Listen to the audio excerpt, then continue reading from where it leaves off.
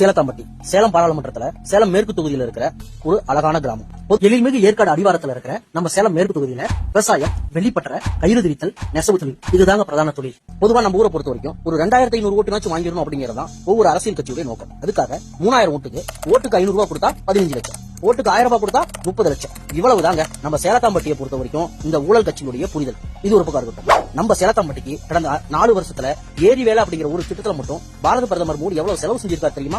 2020-21 40,94,000, 2021-22 43,88,000, 2022-23 99,43,000, 2023-24 1,44,26,000. ஆக இந்த 4 வருஷத்துல ஏரி வேலை அப்படிங்கிற ஒரு திட்டத்துல மட்டும் 3,28,51,51,000 செலவு பண்ணிருக்கோம். ஆனா இந்த 3,28,51,000 முழு பலனை நம்ம சேலத்தாம்பட்டி அடைஞ்சதா இல்லையா அப்படிங்கறத நான் உங்க பார்வைக்கே விட்டுறேன். இந்த ஒரு திட்டம் மட்டுமல்ல, வீட்டுக்கு குடிநீர் இணைப்பு கொடுத்த ஜல்ஜீவன் திட்டம், இலவச ரேஷன் அரிசி, இல்லந்தோறும் கழிவறை தந்த தூய்மை பாரத திட்டம், பிரதமரின் வீடு கட்டு திட்டம் அப்படின்னு கோடிக்கணக்கான ரூபாய் நம்ம கிராமம் மத்திய அரசால பலன் அடைஞ்சிருக்கு. இந்த எலெக்ஷன்ல நம்ம போட போறது வெறும் ஓட்டு மட்டும் இல்லையா, ஒரு 30 லட்சம் ரூபாய் இருந்தா போதும் நம்ம சேலத்தாம்பட்டி ஓட்டெல்லாம் வாங்கிடலாம்னு நினைச்சிட்டு இருக்கிற ஊழல் கட்சிகளுக்கு நாம கொடுக்க போற சம்மட்டி அடி. மக்களுக்கு பணத்தை மட்டும் கொடுத்தா போதும் எலெக்ஷன்ல ஜெயிச்சிடலாம் அப்படிங்கிற அரசியல்வாதிகளுக்கு மத்தியில சேலம் மேற்கு தொகுதி மக்களுடைய மனசை ஜெயிச்சு இந்தியாவிலேயே முதல் முறையா நடமாடும் எம்எல்ஏ அலுவலகத்தை உருவாக்கி நம்ம வீட்டுல ஒருத்தரா நமக்கான சேவைகளை நம்ம இல்லம் தேடி வந்து செய்யும்